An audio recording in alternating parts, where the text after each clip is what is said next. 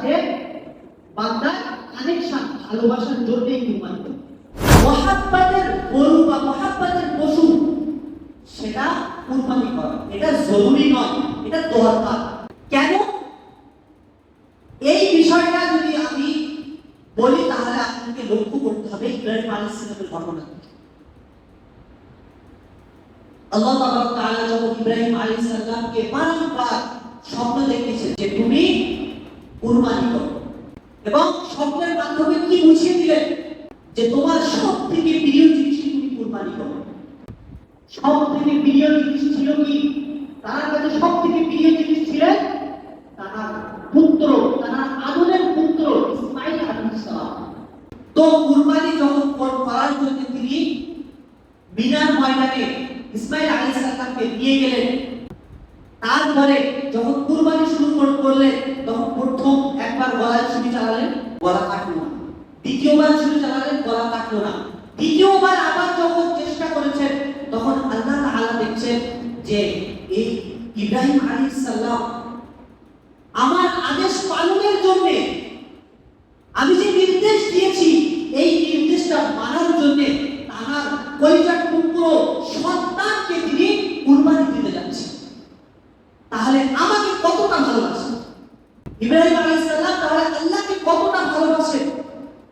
আল্লাহ তাআলা এই ভালোবাসা দেখে, এই আদেশ পালন দেখে তিনি খুশি হয়ে ইব্রাহিম আলাইহিস সালামকে কুরবানি দিচ্ছিলেন ইসমাঈল আলাইহিস সালামকে, ওই ইসমাঈল আলাইহিস সালামের জায়গা থেকে ওনাকে সরিয়ে দিলেন এবং জান্নাত থেকে একটা দুম্বা পাঠালেন এবং সেই দুম্বা তারপরে কুরবানি দিলেন।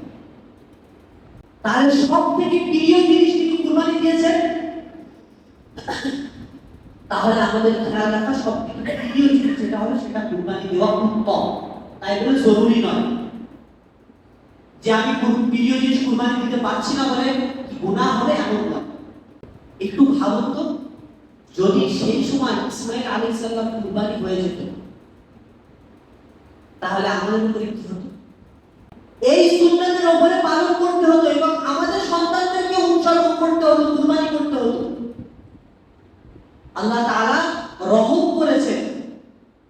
আল্লাহ তাআলা কি এক কথায় ভালোবাসাটা বান্দা এবং তার মধ্যে যে মহব্বত, এই মহব্বতটা দেখতে চেয়েছেন বলেই ওনার সন্তানের জায়গায় ইসমাঈল আলাইহিস সালামের জায়গায় দুম্বা পাঠিয়ে দিয়েছেন।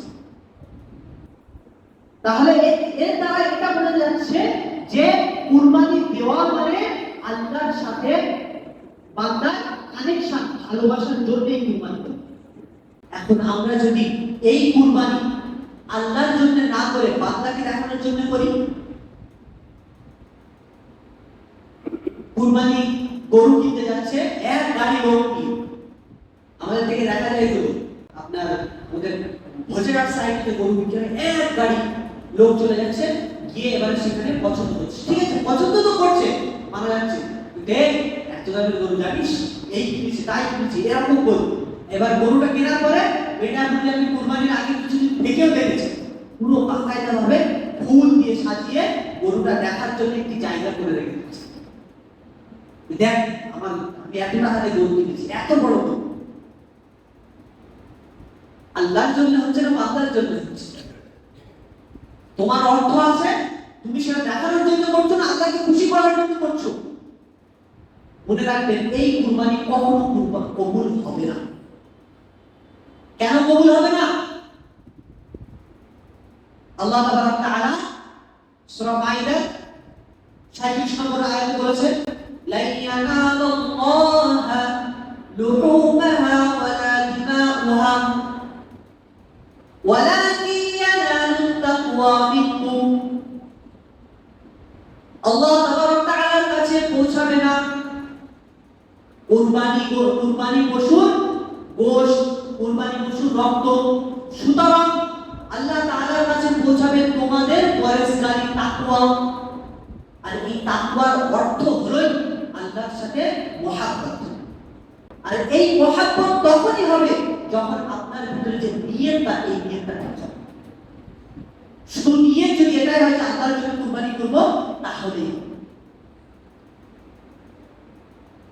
আর এইটা সম্ভব বেশি অংশ সম্পদ তখনই যখন আপনি যে পশুটাকে কুরবানি করছেন সেই পশুর প্রতি আপনার মহব্বত থাকে। সেজন্য মহাব্বতের পশু, মহাব্বতের জিনিস কুরবানি করাই মুস্তাহাব।